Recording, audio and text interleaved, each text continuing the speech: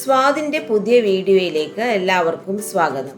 ഇന്ന് ഞാൻ വളരെ ടേസ്റ്റിയായ ദോശയ്ക്കും ഇഡ്ഡലിക്കുമൊക്കെ കൂടെ കഴിക്കാൻ പറ്റുന്ന ഒരു ടൊമാറ്റോ ചട്നിയാണ് ഉണ്ടാക്കാൻ പോകുന്നത്. ഇതിനായി ഞാനിവിടെ 2 വലിയ തക്കാളി, 2 വലിയ സവാള, 20 വെളുത്തുള്ളി അല്ലി ഇവയാണ് എടുത്തിരിക്കുന്നത്. ഈ മൂന്നും നമുക്ക് ചെറിയ കഷ്ണങ്ങളായി മുറിച്ചെടുക്കണം. ഇനി ഒരു പാൻ അടുപ്പിൽ വെച്ച് 2 ടേബിൾ സ്പൂൺ നല്ലെണ്ണ ഒഴിക്കുക. വെളിച്ചെണ്ണയല്ല, നല്ലെണ്ണ തന്നെ ഒഴിക്കണം. ഇനി എണ്ണ ചൂടാകുമ്പോൾ ഇതിലേക്ക് 1 ടേബിൾ സ്പൂൺ മുഴുവൻ മല്ലി, 1/4 ടീസ്പൂൺ ഉലുവ, അരിഞ്ഞു വെച്ചിരിക്കുന്ന വെളുത്തുള്ളി ഇവ കൂടി ചേർത്ത് നല്ലതുപോലെ വഴറ്റുക. വെളുത്തുള്ളി ഒന്ന് പകുതി വഴണ്ടി വരുമ്പോഴേക്കും അരിഞ്ഞു വെച്ച സവാള കൂടി ചേർത്ത് കൊടുക്കണം. സവാള പെട്ടെന്ന് വഴണ്ടി കിട്ടാനായി കുറച്ച് ഉപ്പ് ചേർത്ത് കൊടുക്കാവുന്നതാണ്.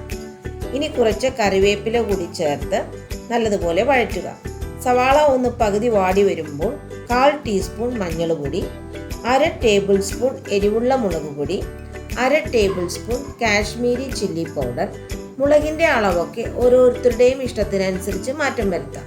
പൊടികളെല്ലാം മൂത്ത് വരുമ്പോൾ അരിഞ്ഞു വെച്ചിരിക്കുന്ന തക്കാളി കൂടി ചേർത്ത് കൊടുത്ത് നല്ലതുപോലെ വഴറ്റി അടച്ചു വെച്ച് ലോ ഫ്ലെയിമിലിട്ട് വേവിക്കുക.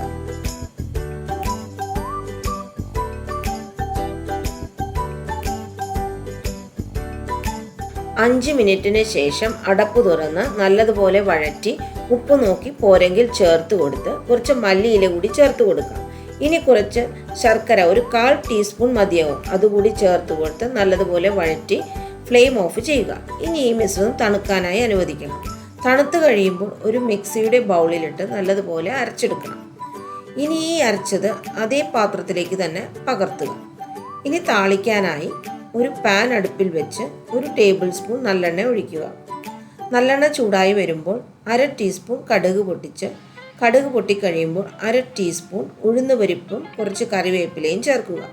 ഇനി സ്റ്റവ് ലോ ഫ്ലെയിമിലാക്കിയോ ഓഫ് ചെയ്തോ 1/2 ടീസ്പൂൺ കായപ്പൊടി കൂടി എണ്ണയിൽ ചൂടാക്കി ചട്നിയിലോട്ട് ഒഴിക്കുക. അങ്ങനെ നമ്മുടെ ചട്നി ഇവിടെ റെഡിയായി. ഇത് ഇഡ്ഡലിയോടൊപ്പവും ദോശയോടൊപ്പവും ഒക്കെ കഴിക്കാൻ വളരെ ടേസ്റ്റിയാണ്. അപ്പോൾ എല്ലാവർക്കും ഈ വീഡിയോ ഇഷ്ടമായെന്ന് കരുതുന്നു. എല്ലാവരും ഈ ടൊമാറ്റോ ചട്നി ഉണ്ടാക്കി നോക്കി അഭിപ്രായങ്ങൾ അറിയിക്കണം. എൻ്റെ ചാനൽ സബ്സ്ക്രൈബ് ചെയ്തിട്ടില്ല എങ്കിൽ സബ്സ്ക്രൈബ് ചെയ്യാൻ മറക്കരുത്. താങ്ക്